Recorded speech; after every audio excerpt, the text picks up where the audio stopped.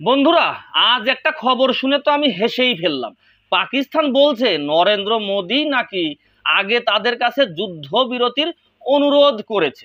মানে দেশের প্রধানমন্ত্রী নিজেই নাকি পাকিস্তানকে বলেছে, ভাই একটু শান্তিতে থাকতে দাও। কি বিশ্বাস হচ্ছে না? তাহলে এই দেখো, বিবিসির রিপোর্ট, পাকিস্তান মোদিজিকে আর আমরা 140 কোটি ভারতীয়দের একটা উপহার পাঠিয়েছে, এক জোড়া চপ্পল। তাতে কি লেখা আছে দেখতেই পাচ্ছ।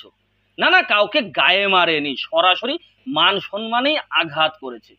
জুতা দিয়ে না মেরে জুতা দেখিয়ে বলে দিয়েছে, তুমি আজ থেকে আমাদের হাসির পাত্র। এই দেশের প্রধানমন্ত্রী হয়ে তুমি এখন উপহারের মোড়কে লুকানো লজ্জার মুখ্য পাত্র। বিশ্বগুরু না বলে দাওয়াতি গুপ্তচর বললে বোধ হয় মানায় ভালো। বন্ধুরা, আজ যদি আমরা মুখ না খুলি, কাল এই জুতার বাক্স আমাদের দিকেও আসবে। উঠে দাঁড়াও, প্রশ্ন করো। চুপ থাকা যাবে না, তার কারণ মোদির অপমান মানে আমাদের 140 কোটি ভারতীয়র অপমান। কারণ আমরা মোদিজিকে জীবনের চেয়েও বেশি ভালোবাসি। মোদিজির এই অপমান আমরা মুখ বুজে সহ্য করব না। তাই ভিডিওটা শেয়ার করো।